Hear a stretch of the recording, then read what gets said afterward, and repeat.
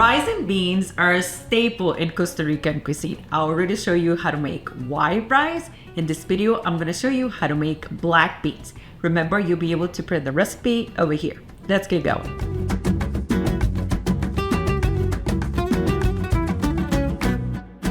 Do you have to soak your beans? Not necessarily, but doing so will reduce the cooking time, make them easier to digest, and help prevent gas. The easiest way to soak your beans is to add plenty of water to a bowl of dry beans. I'm using black beans for this recipe, but it's the same procedure for any type of beans. Make sure all the beans are fully covered with water, then add a little more because they will absorb it overnight. Place the bowl in the fridge and let them soak overnight, or at least 8 to 12 hours. The following day, take them out, dump the soaking water, rinse them with clean water, and repeat until the beans are completely clean and the water runs clear.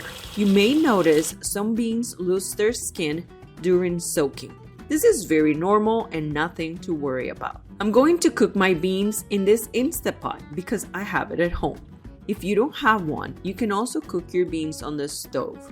Just make sure your pot has a lid that fits tight and adjust the cooking time until your beans are soft all the way through. My Instapot has that beans option.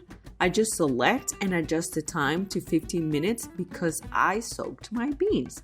If you didn't soak yours, I suggest starting with 30 minutes and adjusting the time until your beans are fully cooked. Every type of bean cooks differently. If you're not sure how long to cook yours, start small. I would say 10 minutes. Then check and add 2 minutes at a time until they reach the consistency you like.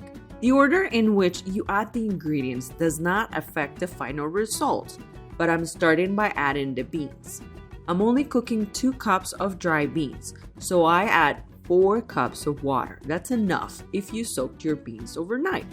But because I want to enjoy mis frijoles frescos or freshly cooked beans with lots of rice, I also need plenty of bean broth. That's why I'm adding 3 more cups of water. Now, add the rest of your ingredients. This is red bell pepper. You can also use green, yellow, or any color you like.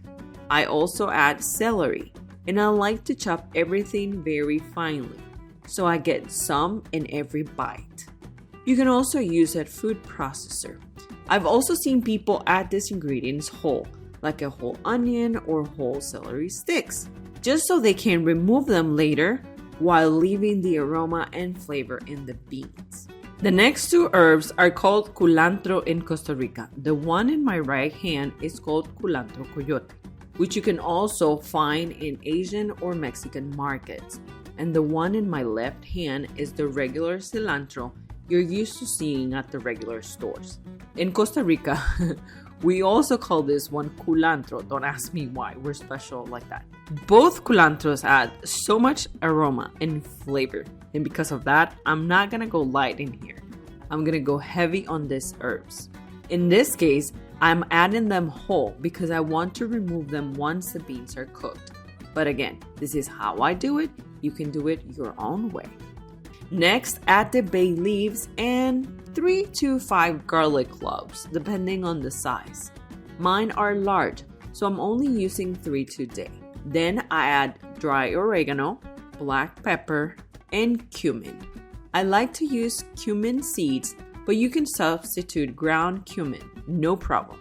And of course, don't forget the salt. Stir everything for a few seconds, then put the lid on. Set the timer for 15 minutes, and once the time is up, release the steam. Only after all the steam has escaped, you will be able to open the lid and check your beans. This already smells so good. The reason I added the garlic whole is because later I can just mash it against the side of the pot and it disappears. No need to chop it unless you want to. Now I start removing the cilantro, the culantro, and the bay leaves, even before stirring the beans.